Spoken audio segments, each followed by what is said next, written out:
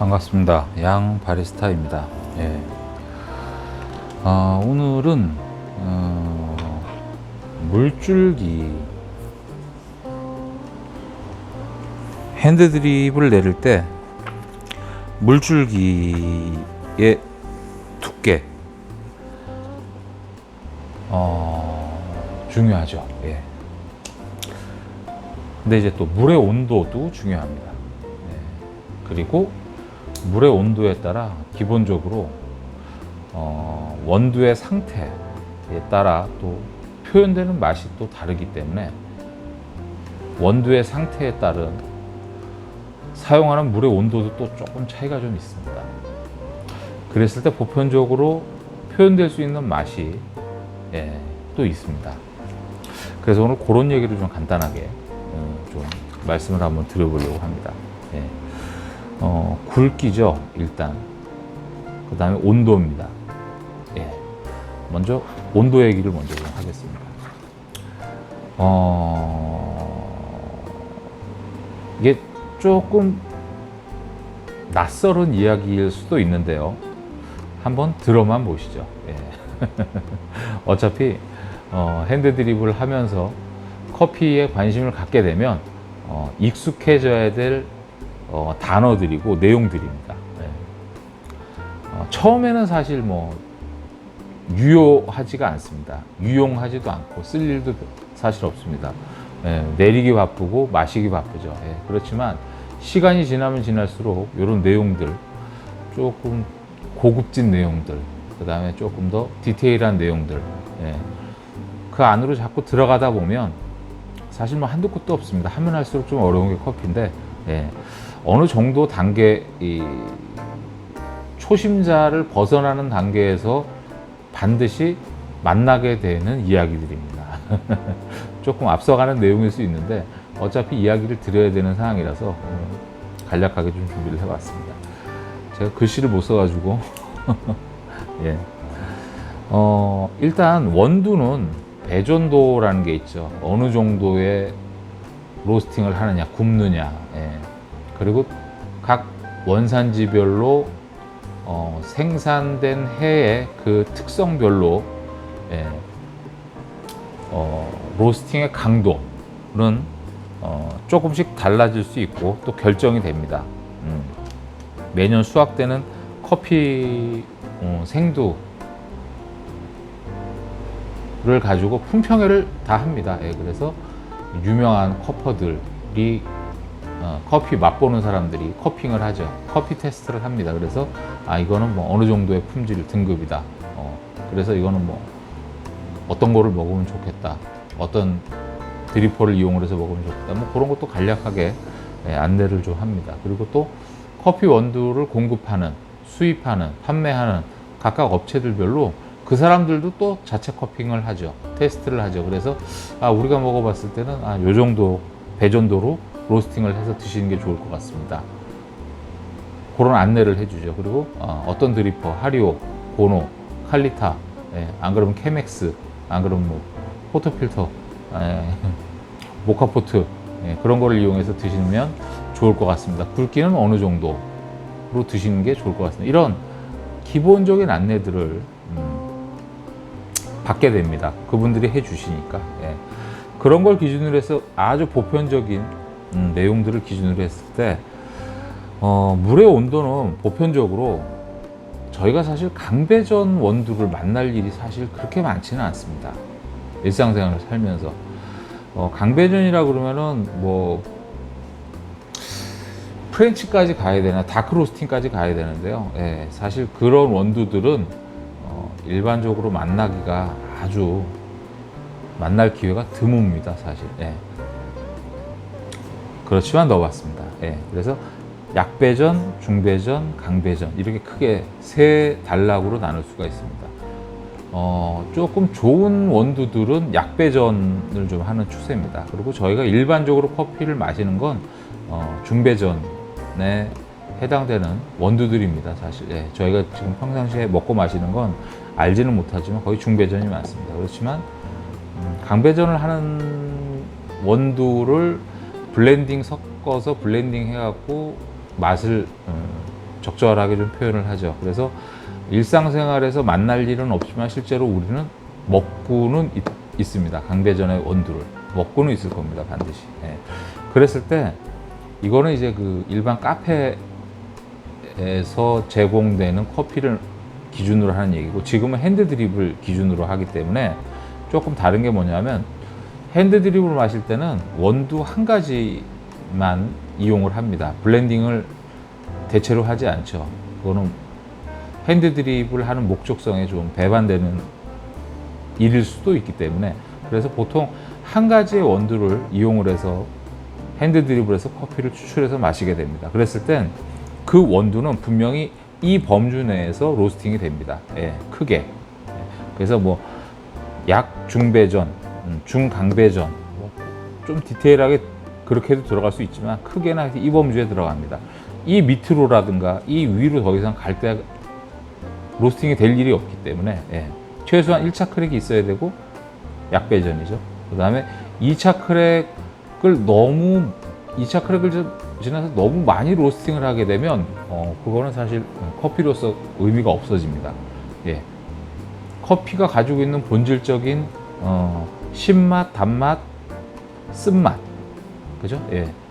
그런 것들이 다 날아갑니다. 그리고 쓴맛만 결국에 타는 거죠. 탄 원두를 먹을 이유가 없죠, 사실. 예. 그렇기 때문에 사실 강배전에서도 중강 요 사이에 있는 원두들을 만나게 되지, 강배전 이상의 이 원두들을 만날 일은 사실 거의 없습니다. 프렌치 로스팅까지도 갈 일이 거의 없습니다, 사실. 예. 그렇게 했을 때 우리가 원두를 살 땐 반드시 이 범주 내에 있는 원두를 구입을 하게 됩니다. 뭐 극단적인 예로 최근에 뭐 코스타리카 같은 경우는 이제 강배전에 속하고요. 예가체프 예를 들자면, 예, 약배전에 속하게 됩니다. 예, 그 다음에 일반적으로 케냐라든가, 예, 과테말라, 수프리모, 예, 그런 것들은 이 중배전에 속하게 되죠. 예. 그래서 이제 약배전으로 구운 원두를 핸드 드립으로 마시게 될 때 원두들이 로스팅이 덜 됐기 때문에 입자가 단단합니다. 그렇기 때문에 물에 반응하는 속도가 굉장히 더디죠.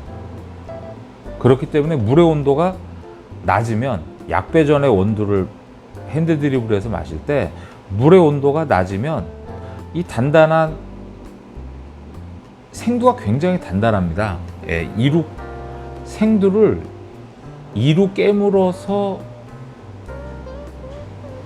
깨물기가 굉장히 불편합니다.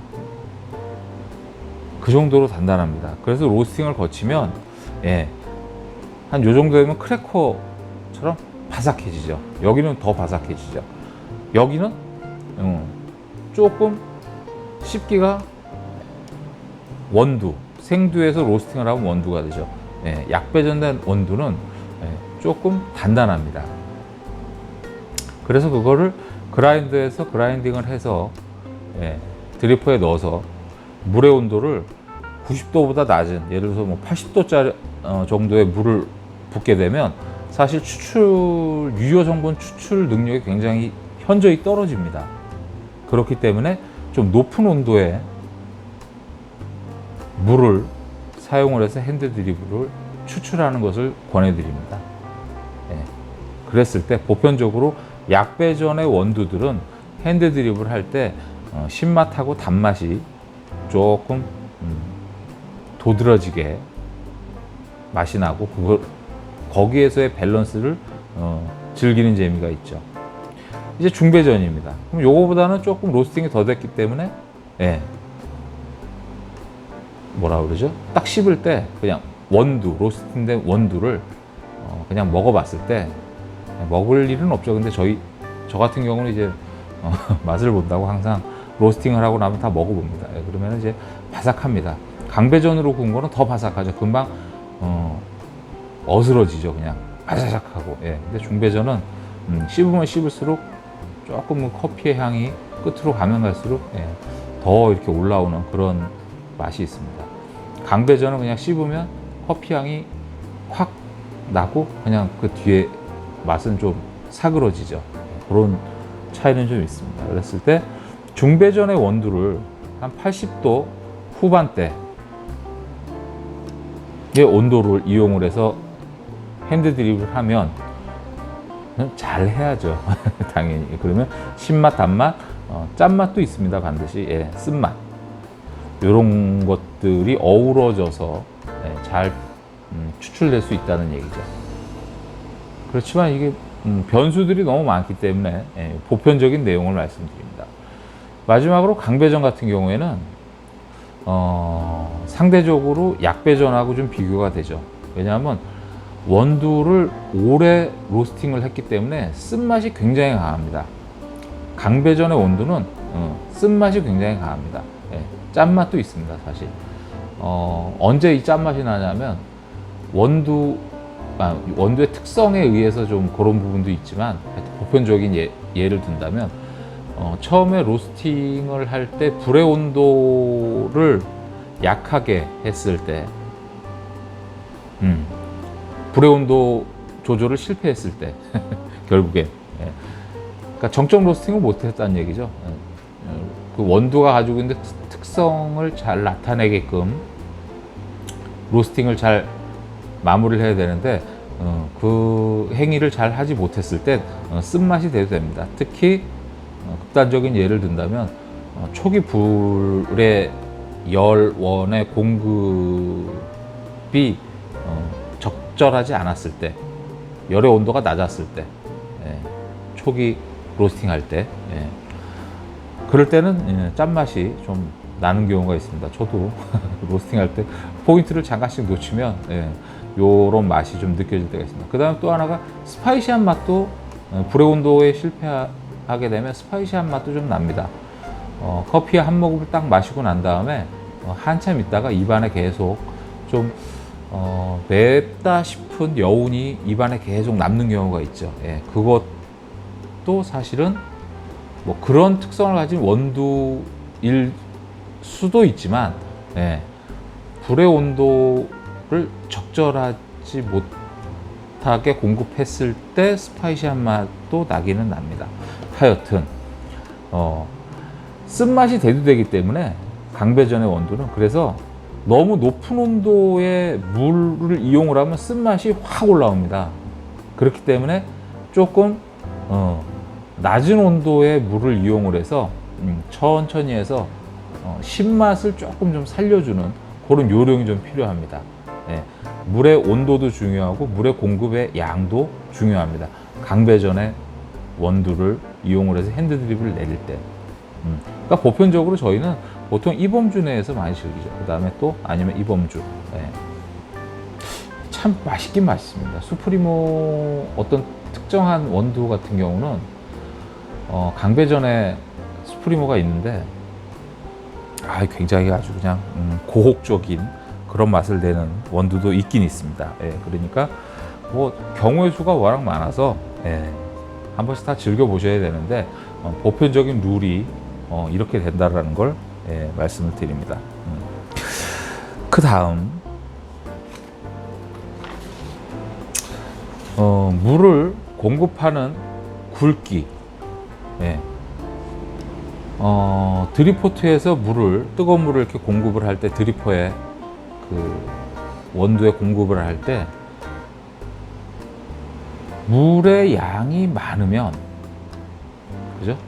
지금 얘기는 분쇄도의 굵기는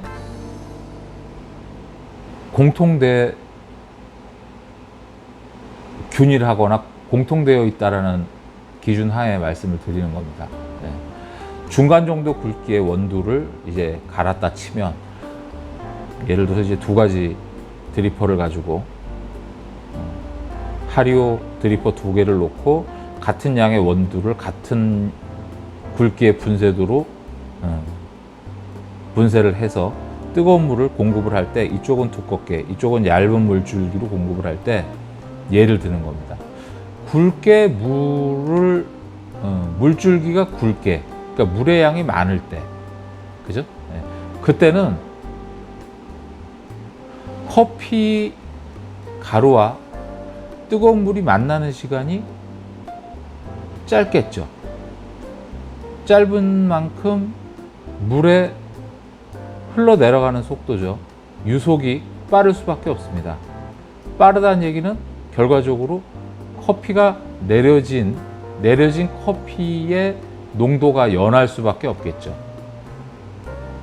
반대로 물줄기가 얇을 때, 얇은 물줄기로 공급을 할 땐 물하고 원두하고 만나는 시간이 길어지죠. 그리고 추출되는 시간도 길어지죠. 왜냐하면 분쇄된 가루, 커피 가루 밀도가 높기 때문에 물이 그 사이를 뚫고 내려가는 시간이 길어질 수밖에 없습니다. 결과적으로 내려지는 커피는 진할 수밖에 없죠. 예.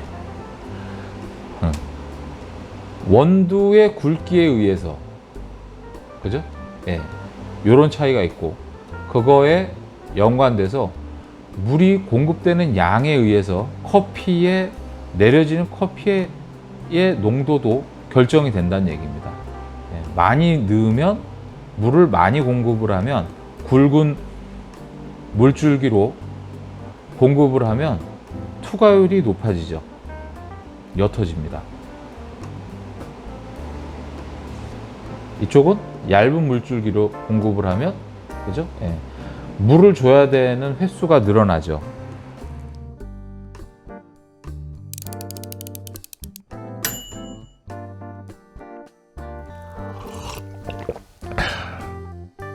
그렇기 때문에 이 두 가지의 경우의 수를 놨을 때 커피 원두를 분쇄를 했는데 조금 두껍다 싶을 땐 요 변수를 가지고 이제 조절을 하는 방법이 있습니다. 커피 원두가 조금 굵게 분쇄가 됐다. 그러면 물줄기를 두껍게 가늘게, 그렇죠, 가늘게 공급을 해줘서 물의 양을 조절을 하면서 내려지는 커피의 농도를 결정할 수가 있죠. 반대로 오늘 분쇄를 했는데 조금 평상시보다 곱게 됐다, 분쇄도가 곱게 됐다. 그럴 때는 물줄기를 굵게, 물의 양을 좀 많이 공급을 함으로써, 그죠? 추출되는 시간을 좀 줄일 수 있죠. 결과적으로 조금 연한 커피를 평상시보다 조금, 그러니까 분쇄된 커피 원두의 굵기에 비례해서 조금 그래도 연한 커피를 추출할 가능성이 높다는 얘기입니다. 그렇기 때문에 너무 굵거나 너무 얇거나가 아니고 중간 정도, 적당한 굵기의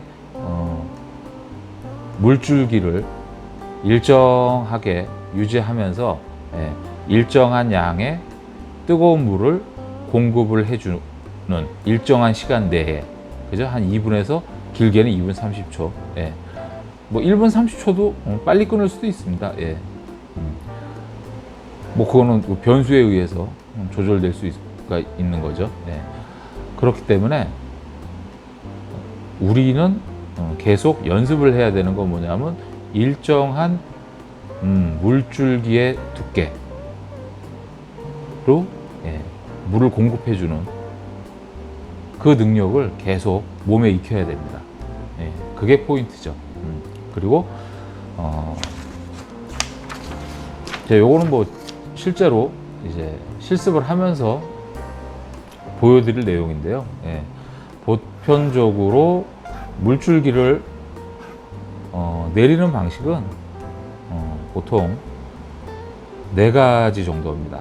이렇게 타원을 그리면서 물을 공급하는 방식이 있죠. 칼리타입니다. 칼리타 같은 경우는 이렇게, 그죠? 이런 모양새를 갖고 있죠. 그렇기 때문에 원형으로 물줄기를 공급을 하는 것보다는 예, 원용으로 물줄기를 공급하는 것보단 여기서부터 여기까지, 그죠? 예, 리브 쪽에 닿지 않도록. 예, 그래서 예, 이렇게 길게 타원형으로 공급을 합니다. 그 다음에 원을 그리면서 공급을 하는 방식이 있죠. 물줄기를. 얘로 하리오입니다. 하리오는 예, 동그랗죠. 예, 그래서 안쪽에서 바깥쪽으로 또 안쪽으로 이런 방식을 이용을 해서 물줄기를 공급을 합니다. 그리고 마찬가지로 리브 쪽에는 가까이 가지 않도록 이 안쪽 범주 내에서만 이 리브 쪽에 가면 어떤 문제가 있냐면 이 커피 원두가 이렇게 있지 않습니까? 그러면 여기가 이제 리브 벽 쪽이죠. 예, 리브 쪽으로 가면 물이 이렇게 들어가면 커피 원두에 닿지 않고 그냥 이 리브를 타고 그냥 쭉 이렇게 빠지게 됩니다. 그러면 뜨거운 물이 들어가면서 커피 원두랑 만나는 시간이 거의 없어져요. 이쪽 리브 쪽으로 물을 공급을 하게 되면 결국엔 커피가 정상적으로 추출되지 않고 양만 늘어나죠. 네, 맛있는 커피가 추출되지 않기 때문에 리브 쪽에는 물을 공급하지 말라는 말씀을 드립니다. 그 다음에 이 범주를 조금 줄이는 방식이 있습니다.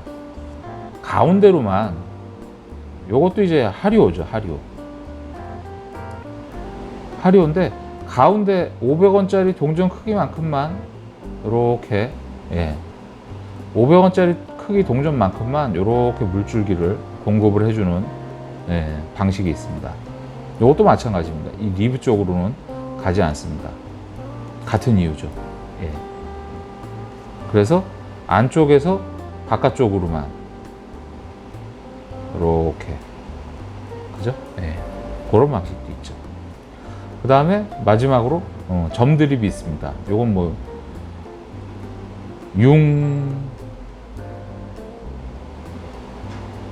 드리퍼를 이용할 때, 요거는 이제 톡톡톡 한 방울씩, 예를 들어서 톡톡톡 한 방울씩 똑똑똑똑 떨어지게, 마찬가지로 융 드립이라고 있습니다.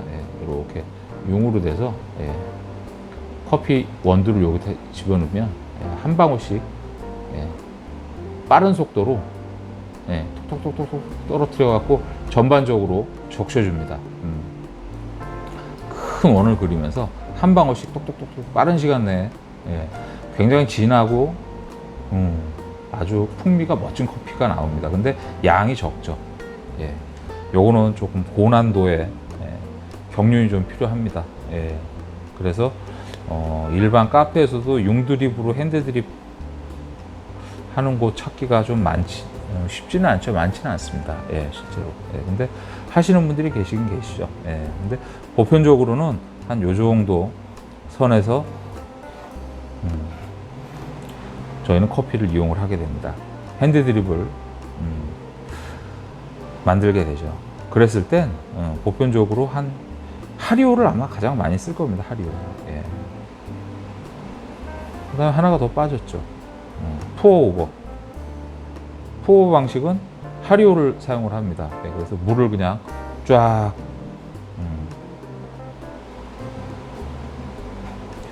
원두를 넣고 뜸 들이기를 먼저 하죠. 그 다음에 뜸이 들이기 물을 부은 다음에, 뜨거운 물을 부은 다음에 한번 스틱으로 휘 저어줍니다.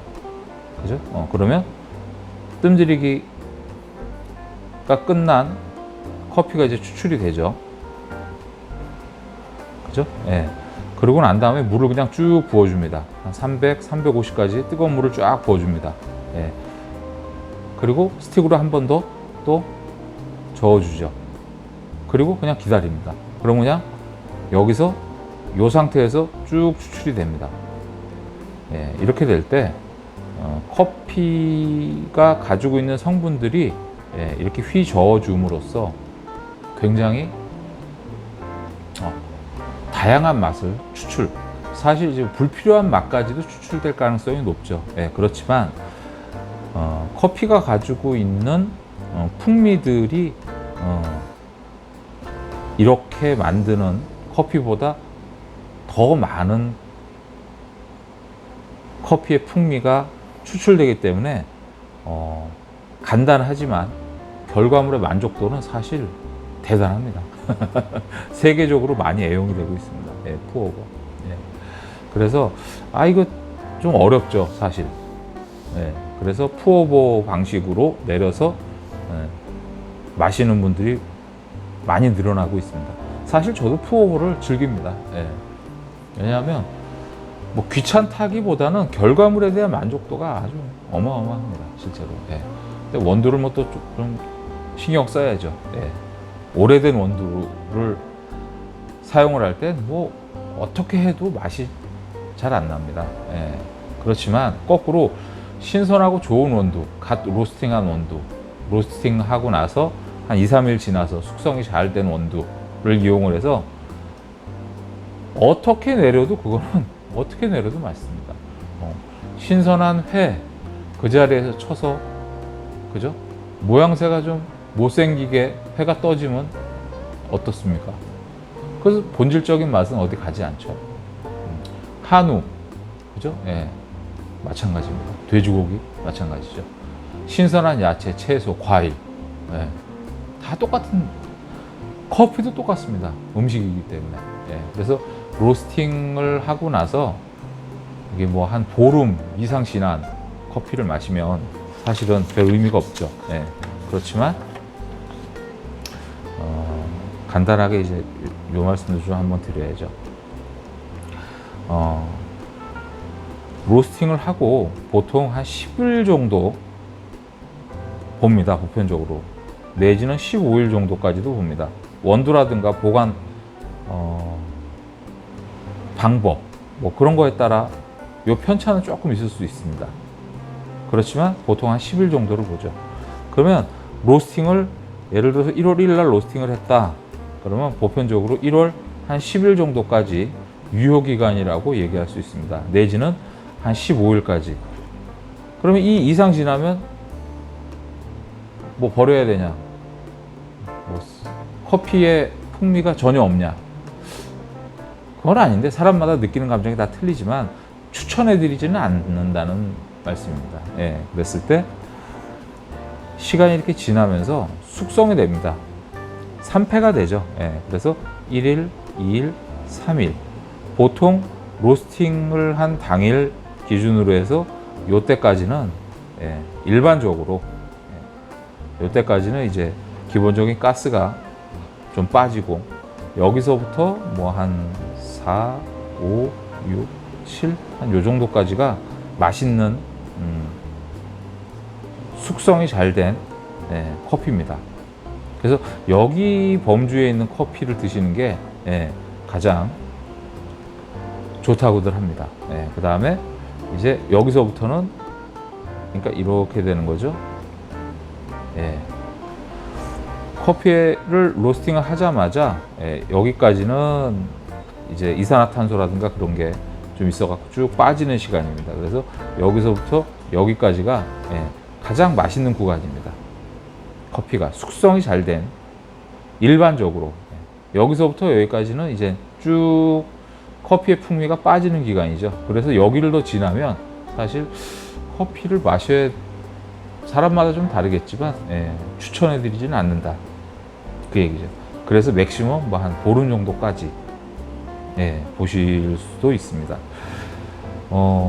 여기에서는 좀 숙성된 다양한 맛을 느낄 수 있습니다. 그렇기 때문에 많은 사람들이 여기에 있는 기간의 커피를 많이 선호합니다.